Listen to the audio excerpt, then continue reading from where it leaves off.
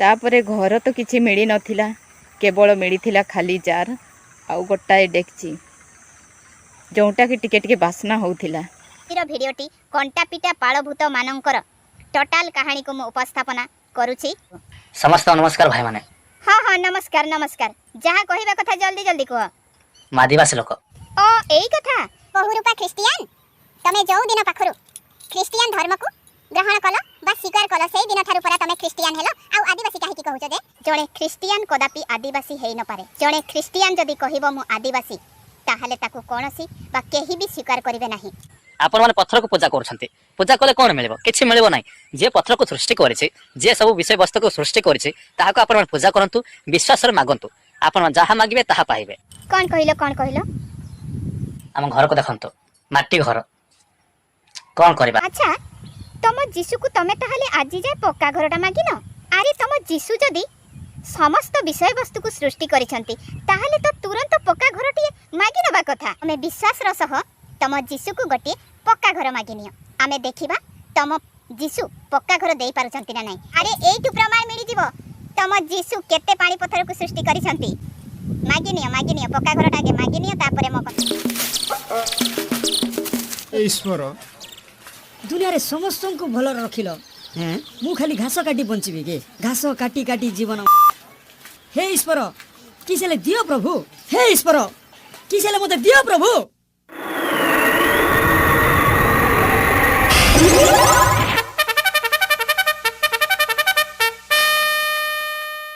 बच्चा डरने मुहेली ईश्वर ईश्वर के मु केबे देखि नथिल त। मु मोर जीवन प्रथम थर पय देखि एमति का ईश्वर। ताले मोर जीवन समस्त मनस्कामना पूर्ण कर प्रभु। बाबू तो असुविधा कोन हला रे?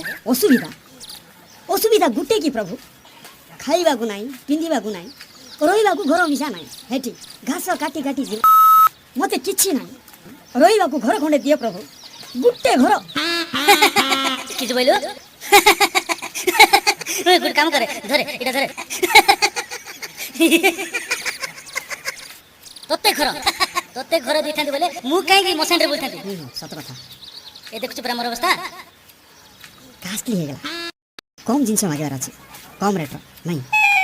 कम रेट हां प्रभु भलो गेंजी हेले गुटे दियो, किंती चिरा फटा पिंची देख। गेंजी तोते गेंजी गला वाला हेतले मु काहे की ए बाग छले पिंदी बोलथांती। ठीक है तो ए प्रभु ईश्वर आगा ठीक है तो ओड हला प्रभु साप बिलाटा बरा देखु बे। हाय तुम ईश्वर बरा साप बिला कोन डर? ओहो तो लागे मु टेंशन हे जाउची रे, निजे निजे भूली जाउची मुझे मु ईश्वर बोली।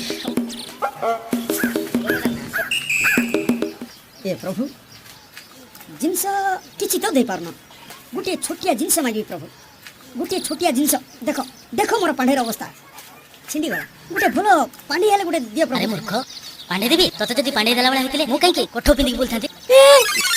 ए तम जीसु पत्थर खादान रे काम करूथिले ना पत्थर कंपनी कोइ तयारी करथिले? आ मु कहूची एई जे जहा देखुच समस्त जीव जगत को भगवान सृष्टि करिसंते। केमिति कहिले? भगवान कहिले सेठी भगवान राम मध्य अछंती, ता सहित भगवान विष्णु मध्य अछंती, ता सहित अल्लाह मध्य अछंती, ता सहित जीसु मध्य अछंती। तमे कहूच समस्त जीव जगत को परमेश्वर सृष्टि करिसंती। ता माने तम कहिबा कथा हेउची सेही समय रे जेतेबेले जीव जगत सृष्टि हेला सेही समय रे अन्य देवादेवी माने ताहाले सोई पड़िथिले। जीव जगत को जदी जीसु सृष्टि करिथिले ताहाले से जीसु को हाथ गोड़े कंटा पिटी थिबा मनुष्यटी को किए सृष्टि करिथिले? आ ख्रिस्टियन माने आदिवासी ना। जदि गोटे आदिवासी ख्रिस्टियन हे जिबे तो से आदिवासी आ रहिबो नै ना। आदिवासी हाँ हिंदू हे पारिबे, हाँ हिंदू किंतु आदिवासी हे पारिबे नै कि? आगर तो से माने हिंदू नथिले नै कि? हिंदू परे हे छथि तो हिंदू हे पारिबे, जैनिस्ट हे पारिबे, आ बुद्धिस्ट मते हे पारिबे, किंतु ख्रिस्टियन ला आदिवासी रहिबो नै नै कि? नानी रो तो भूष पंडित ज्ञानीटा मु सुनिथिनि, नानी गोटे बड़ ज्ञानीटा आउ नानी गोटे बड़ पंडिताणीटा। नानी जंगल रे बुली बुली रहउछंती, नानी जंगल रे थाई की बहुत राजनीति वीडियो गुडा छाड़ुछंती, वीडियो गुडा वायरल। तो मु चाहूची नानी को टिके वायरल करदेबा आज आम वीडियो तरफरु। नानी कहउछंती जणे ख्रिस्टियन आउ केबे भी आदिवासी हेई पारिबे नै ना। कोन कहउछ नानी? सत कथाटा कहिलो। ଆଉ ଏବେ ଗୋଟେ ଏଇ ଦିନେ 2 ଦିନର ଭିତରେ ମୁଁ ଦେଖିଲି ଆଉ ପ୍ରାୟ ଆଦିବାସୀ ମାନେ କଣ ଦଳିତ ଲୋକମାନେ ସବୁ ଆମେ ବ୍ରାହ୍ମଣ ବୋଲି ପଇତା ନିଜେ ନିଜେ ପଇତା ଆଣିଲେ କିଣିଲେ ପିନ୍ଧିଦେଲେ। ତ ସେମାନେ ତ ବ୍ରାହ୍ମଣ ହେଇଯିବେ, ମନ୍ଦିରରେ ପୂଜା ପାଠ ତ ଏଲାଉ ହବ, ଆଉ ସମସ୍ତେ ତ ପୁରୋହିତ ବି ହେଇଯିବେ, ସମସ୍ତେ ତ ଆଉ ବ୍ରାହ୍ମଣ ବନିଗଲେ, ସମସ୍ତେ ତ ଆଉ ନନା କକା ବାବା ବନିଯିବେ ନା କଣ ନାନୀ? ତମ ଚିନ୍ତାଧାରାରେ କେମିତି ଲାଗୁଛି ଆଜିର ରୋଷ୍ଟିଂ ଟା ନିଶ୍ଚୟ କମେଣ୍ଟରେ ଜଣେଇବେ।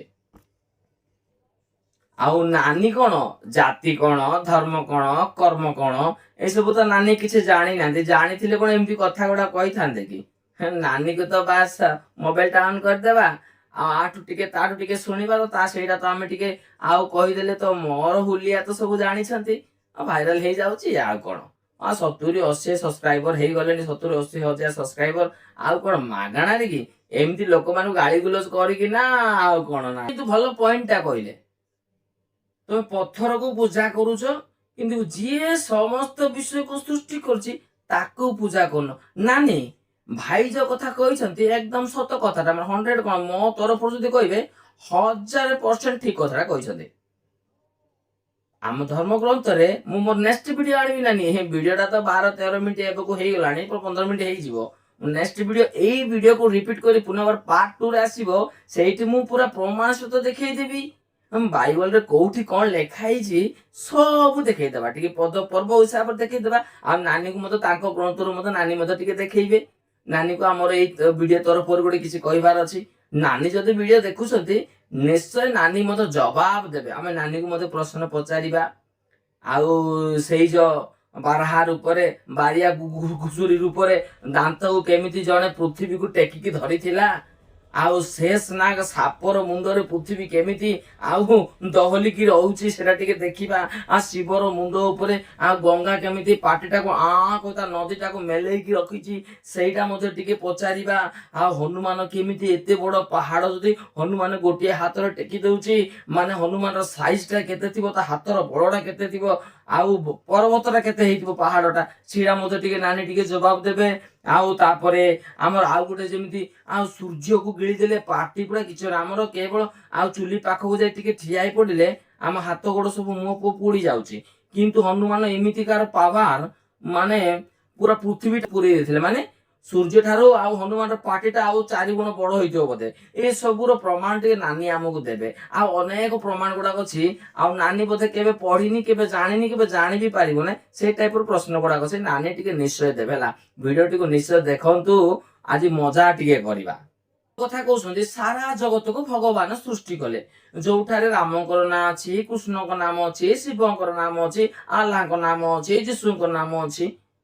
ଆମେ ତ କାହିଁ ସେମିତି ମାନୁନୁ ନାନୀ, ଆମର ତ କେବଳ ଗୋଟିଏ, ଆଉ କେବଳ ଯୀଶୁ ଖ୍ରୀଷ୍ଟ ହିଁ ସର୍ବେ ସର୍ବା। କାରଣ ସେ ଜଣେ ହିଁ ଆଉ ଆମ ପାଇଁ ଜୀବନ ଦେଇଛନ୍ତି, ସାରା ଜଗତ ପାଇଁ ଜୀବନ ଦେଇଛନ୍ତି। ଆଉ ପ୍ରମାଣ ମଧ୍ୟ ଅଛି, ଆମେ ପ୍ରମାଣ ମଧ୍ୟ ଦେଖେଇଦେବୁ, ବୁଝିଯିବେ। ଆଉ ତମେ ଯଦି ତମ ଆଡୁ ଯଦି ଭାବୁଛ ଯେ ଆଉ ଯୀଶୁ ବି ଭଗବାନ, ଆଲ୍ଲାହ ବି ଭଗବାନ, ତମେ ତ ଗୋଟେ ଗୋଟେ କଥାରେ କହୁଛ ଆଉ ଆମ ଭଗବାନ ଗୁଡାକ ନିରାମିଷ, ନା ଆଇଁଷ ଛୁଉଁନାହାନ୍ତି, ପିଆଜ ଖାଉନାହାନ୍ତି, ରସୁଣ ଖାଉନାହାନ୍ତି, ଅଦା ଖାଉନାହାନ୍ତି, ଆଉ ଲୁଣ ମଧ୍ୟ ଖାଉନାହାନ୍ତି, ଖାଲି ଅଲଣା ଖାଇକିରି ଜୀବନ, ଖାଲି ଆଉ ପନିର ଛେନା ଆଉ ଛତୁ ଏଗୁଡାକ ଖାଇକି ଜୀବନ କାଟୁଥିଲେ ବୋଲି ତମର ଚିନ୍ତାଧାରା ଅଛି। ଆଉ ଏପଟେ ଖ୍ରୀଷ୍ଟିଆନ ମୁସଲମାନ ଦେଖିଲା ବେଳକୁ ସେମାନେ ତ ଚିକେନ ମଟନ ଫଟନ ସବୁ ଖାଇବା ପାଇଁ ପୁରା ପାରଙ୍ଗମ ହଉଛନ୍ତି। ତ ଏସବୁ ଓଲଟା କେମିତି ହେଇଗଲା? ଆଉ ଗୋଟେ କଥା, ତମ ଚିନ୍ତାଧାରାରେ ଯଦି ଆଉ ସମସ୍ତେ ତମ ଭଗବାନ, ତ ତମେ ବି ଟିକେ ଚର୍ଚ୍ଚ ଟିକେ ଗଲେ ହବନି? ଆଉ ତମେ ମଧ୍ୟ ଯୀଶୁ ଭଗବାନଙ୍କୁ ଟିକେ ଆଣ୍ଠେଇ ପଡିକି ଟିକେ ଆଉ ପ୍ରାର୍ଥନା କରି ଟିକେ ପୂଜା କଲେ ହବନି? ଆଉ ତମେ ମଧ୍ୟ ଟିକେ ମୁସଲମାନ ମାନଙ୍କର ମସଜିଦ କୁ ଯାଇକି ଟିକେ ଆଉ ମୁଣ୍ଡିଆଟେ ଆଣ୍ଠୁ ପକେଇ ମୁଣ୍ଡିଆ ମାରିଲେ କଣ କ୍ଷତି ହେଇଯିବ କି? ତମ ଚିନ୍ତାଧାରା ଯେତେ ସମସ୍ତଙ୍କୁ ତମେ ଆଖ୍ୟା ଦଉଛ, ସମସ୍ତଙ୍କୁ ଗୋଟିଏ ସମ୍ମାନ ଦଉଛ, ସମସ୍ତଙ୍କୁ ଆଉ ଗୋଟିଏ ପ୍ରକାର ପଦବୀରେ ରଖିଛ, ସମସ୍ତେ ନିଜର ଭଗବାନ ବୋଲି ମାନୁଛ, ଚର୍ଚ୍ଚ କାହିଁ ତ ଯାଉନ କି ମସଜିଦ ଯାଉନ? ନାନୀଙ୍କର ପାଟି ବୋଧେ ବଙ୍କା ହେଇଯାଉଛି ନା? ନାନୀଙ୍କର ଶେଷ ପ୍ରଶ୍ନ ଯେ ଯୀଶୁ ଖ୍ରୀଷ୍ଟ ସମସ୍ତ ଯେତେବେଳେ ସୃଷ୍ଟି କଲେ, ତ ଯୀଶୁଙ୍କୁ ମାରିବା ଲୋକମାନଙ୍କୁ କିଏ ସୃଷ୍ଟି କଲେ? ତ ମୋର କହିବାର ଗୋଟେ ସିଧା ପ୍ରଶ୍ନ, ସିଧା ଉତ୍ତର, ହଁ, ଯୀଶୁ ସମସ୍ତଙ୍କୁ ସୃଷ୍ଟି କରିଛନ୍ତି। ସେଥିରେ ଯୀଶୁଙ୍କୁ ସେବା କରିବା ଲୋକମାନଙ୍କୁ ବି ଯୀଶୁ ସୃଷ୍ଟି କଲେ, ଯୀଶୁଙ୍କୁ ପରିହାସ କରିବା ଲୋକମାନଙ୍କୁ ମଧ୍ୟ ଯୀଶୁ ସୃଷ୍ଟି କରିଛନ୍ତି। ଆଉ ଯୀଶୁଙ୍କୁ ନିନ୍ଦା କରିବା ଲୋକମାନଙ୍କୁ ମଧ୍ୟ ଯୀଶୁ ସୃଷ୍ଟି କରିଛନ୍ତି। ଆଉ ଯୀଶୁଙ୍କୁ କ୍ରୁଶରେ ଟଙ୍ଗେଇ ଦେବା ଲୋକମାନଙ୍କୁ ମଧ୍ୟ ଯୀଶୁ ସୃଷ୍ଟି କରିଛନ୍ତି। ଆଉ ତୋପରି ଅବିଶ୍ୱାସୀକୁ ମଧ୍ୟ ଯୀଶୁ ସୃଷ୍ଟି କରିଛନ୍ତି। ଯୀଶୁ ସମସ୍ତଙ୍କୁ ସୃଷ୍ଟି କରିଛନ୍ତି।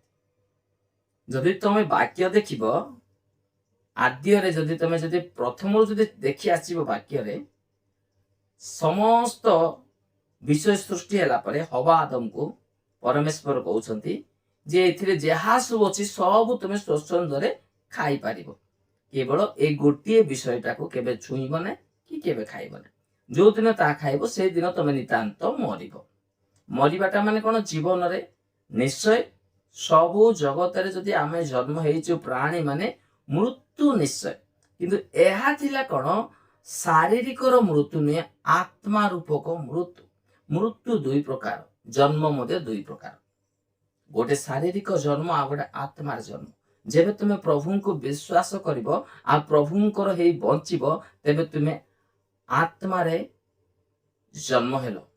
ଆଉ ଯଦି ତମେ ଶରୀରର ଜନ୍ମ, ସମସ୍ତେ ଆମେ ଜନ୍ମ ହେଇଛୁ।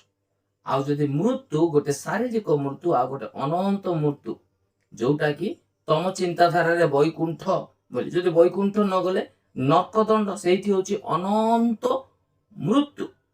ଆଉ ଯଦି ବୈକୁଣ୍ଠ ସେଇଟା ହଉଛି ଅନନ୍ତ ଜୀବନ, ଯୋଉଠାରେ କି ଅନ୍ତ କିଛି ନଥିବ। ସେଇଟା ହଉଛି ଆତ୍ମାର ମୃତ୍ୟୁ। ସେଇଠି ଆତ୍ମାର ମୃତ୍ୟୁ ମଧ୍ୟ ଅଛି, ଗୋଟେ ଶାରୀରିକ ମୃତ୍ୟୁ ମଧ୍ୟ ଅଛି। ତ ସେଇଠି ଯେତେବେଳେ ଆମେ ନିଜ ଇଚ୍ଛାରେ ସେ ଫଳଟାକୁ ଖାଇଛୁ, ଯୋଉ ଦ୍ୱାରା ଆମର ସମସ୍ତ ବିଷୟ ଆମେ ପ୍ରଭୁକୁ ସମର୍ପଣ କରୁଥିଲୁ, କିନ୍ତୁ ନିଜର ଇଚ୍ଛା ନିଜର ମନକୁ ପ୍ରଭୁ କେବେ ତାଙ୍କ ଅଧିକାର କରିପାରିନାହାନ୍ତି। ସେଟା ଆମ ନିଜ ଇଚ୍ଛାରେ ଆମେ ଯାହା ଇଚ୍ଛା ତାହା ହିଁ ଆମେ କରୁଛୁ। ଆମକୁ ଯୋଉଟା ଠିକ ଲାଗୁଛି ଆମେ ସେଇ କାମ ହିଁ କରୁଛୁ, ଆମକୁ ଯୋଉଟା ଭଲ ଲାଗୁଛି ସେଇଟା ଆମେ କରୁଛୁ। ତେଣୁକରି ପ୍ରଭୁ ଆମକୁ କହିଲେ ଯେ ଆମେ ତୁମର ଦ୍ୱାର ନିକଟରେ ଠିଆ ହେଇଛୁ, ଯିଏ ଯଦି ମୋ ପାଇଁ ଦ୍ୱାର ଖୋଲିଦେବ ତ ମୁଁ ତାଙ୍କ ନିକଟକୁ ଯିବି, ମୁଁ ଭିତରେ ପ୍ରବେଶ କରିବି, ଆଉ ତାଙ୍କ ସହିତ ବସିବି, ତାଙ୍କ ସହିତ ଖାଇବି, ତାଙ୍କ ସହିତ ଗପ କରିବି। এই ହୃଦୟ ରୂପ କବାଟକୁ ସେ ଖୋଲିବା ପାଇଁ କହୁଛନ୍ତି। ଯଦି ତୁମର ସେ ମନ ରୂପ ମାନେ ମନୁଷ୍ୟର ଆଉ ହୃଦୟ ପରମେଶ୍ୱରଙ୍କର ମନ୍ଦିର ବୋଲି କହୁଛନ୍ତି, ଆଉ ସେ ମନ୍ଦିର ଦେବା ପାଇଁ ଆମ ନିଜେ ଇଚ୍ଛା କରିବାକୁ ପଡିବ। ସେ କେବଳ ଆମ ଦ୍ୱାର ନିକଟରେ ଠିଆ ହେବେ, ସେ କବାଟ ମାରି ତାଲାକୁ ଭାଙ୍ଗି ସେ ପଶିବେ ନାହିଁ, ସେ ଆମକୁ ଅନୁମତି ମାଗିବେ। ଯଦି ଆମେ ନିଜ ଇଚ୍ଛାରେ ଯଦି ଖୋଲିଦେବା ତ ନିଶ୍ଚୟ ସେ ପ୍ରବେଶ କରିବେ, ଆଉ ସମସ୍ତ ବିଷୟ ତାଙ୍କର ହେବ। ତ ତଦ୍ରୂପ ଏଇ ଯେତିକି ଲୋକମାନେ ଯେ ଅଛନ୍ତି ଏ ସମସ୍ତେ ଆମେ ମଧ୍ୟ ନିଜ ଇଚ୍ଛାରେ, ଯେମିତି ତୋ ଭଳିଆ ଲୋକ ପ୍ରଭୁଙ୍କୁ ସେ ଚିହ୍ନି ପାରୁନାହିଁ, ଜାଣିପାରୁନି, ସେ ଭାବୁଛି ଇଏ ବି ଗୋଟେ ମୋ ଭଳିଆ ଗୋଟେ ସାଧାରଣ ଲୋକ ବୋଲି।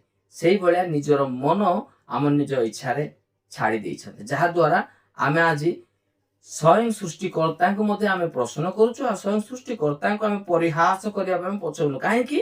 ଆମର ଏଇ ମନର ଗର୍ବ ଅହଙ୍କାର ଯୋଗୁଁ। ତ ବୁଝିବା ପାଇଁ ଚେଷ୍ଟା କର ଭଉଣୀ।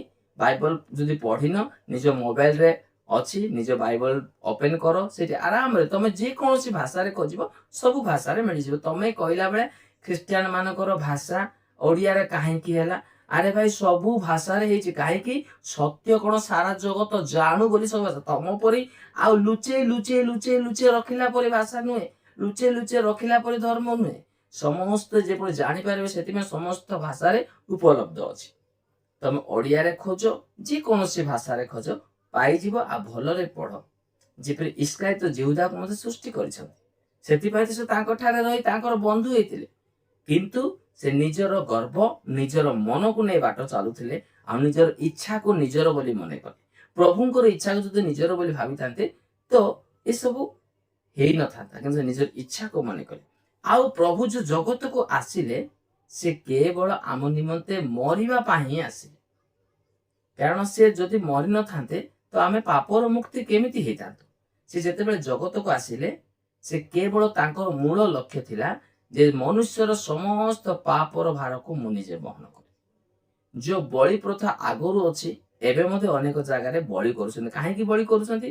କିଏ ମେଣ୍ଢା, କିଏ ଛେଳି, କିଏ ଘୁଷୁରୀ, କିଏ ଗୋରୁ, କିଏ ମଇଁଷି, କିଏ କୁକୁଡ଼ା। ଏମିତି ବଳି କାହିଁକି କରୁଛନ୍ତି? ନିଜର କରିଥିବା ପାପରୁ ପୁଣ୍ୟ ମୋକ୍ଷ ପାଇବା ପାଇଁ ବୋଲି ଲୋକମାନେ ବଳି କରନ୍ତି। ସେଇ ବଳିକୃତ ମେଷ ସଦୃଶ୍ୟ ଯୀଶୁଖ୍ରୀଷ୍ଟ ଜଗତକୁ ଆସିଲେ।